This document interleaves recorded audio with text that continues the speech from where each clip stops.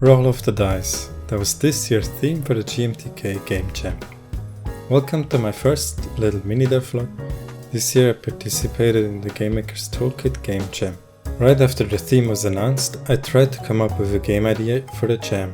I wanted to make something that would feel fair to play and would not make the player feel frustrated when he rolls the dice and the outcome is not as expected. So I thought about making a game where the player is able to push over the dice by himself, effectively removing all aspects of luck from the game. Something like Sokoban, but with a dice maybe.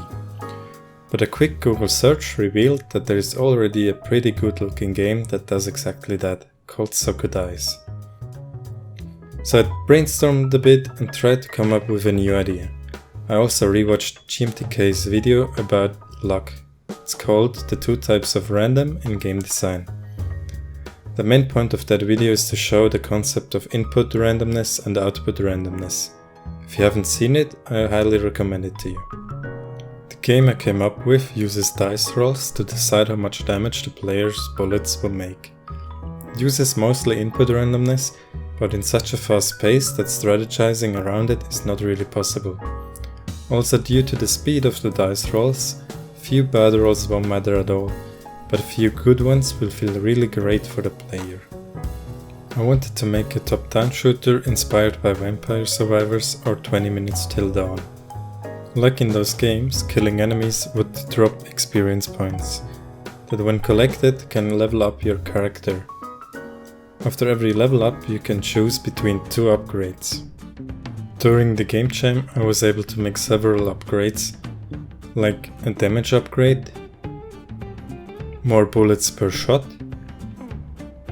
bullets bouncing off of enemies, bullets piercing through enemies, enemies exploding into bullets, homing bullets, and also a shooting speed increase and a movement speed increase. There are 4 different types of enemies, each with a slight change. The most basic one is the red dice.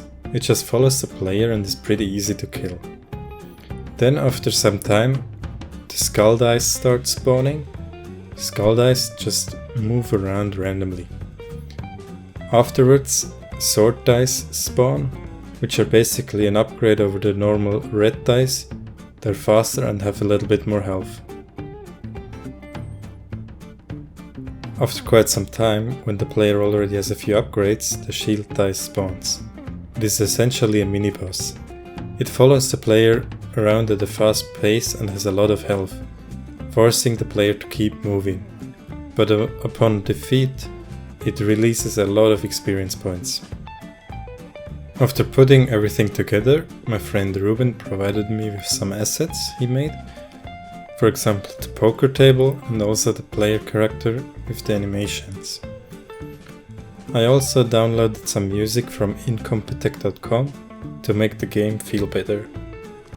In the background you can see footage of me playing the final result. Where now I'm being chased by a shield dice. But as you can see I have so many upgrades that I'm basically untouchable.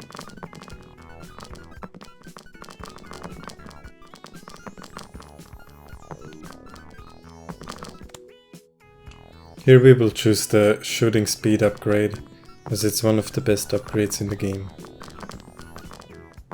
If you want you can try out Die Dice Die, I linked it in the description. Thanks for watching, and if you liked the video please consider subscribing. Bye!